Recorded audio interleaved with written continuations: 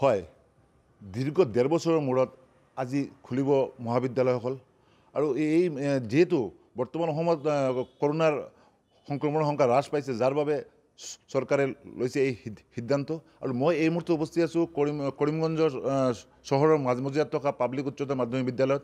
আৰু এই বিদ্যালয়ত ফাৰ্ষ্ট ইয়াৰ আৰু ছেকেণ্ড ইয়াৰৰ ক্লাছ আজিৰ পৰা আৰম্ভ হ'ব। কিন্তু এই মুহূৰ্তত আমি আহি ইয়াতে দেখিবলৈ পাইছোঁ যে ইয়াতে সময় হৈ গৈছে। ইয়াৰ পিছতো এই যিখন স্কুল আছে, এই স্কুলত এতিয়ালৈকে ছাত্ৰ বা শিক্ষকৰ উপস্থিতি নাই। কিন্তু এই যে স্কুলত যে চৰকাৰে যিটো গাইডলাইন দিছিলে যে ইয়াতে ক'ভিড প্ৰট'কল মানি চেনিটাইজাৰ গেটত ব্যৱস্থা থাকিব লাগিব, কিন্তু ইয়াতে আহি আমি একো পোৱা নাই। আৰু এই মুহূৰ্তলৈকে প্ৰিন্সিপালৰ পৰা আন শিক্ষকক লগতে কোনো ছাত্ৰ এই স্কুলত উপস্থিত নাই।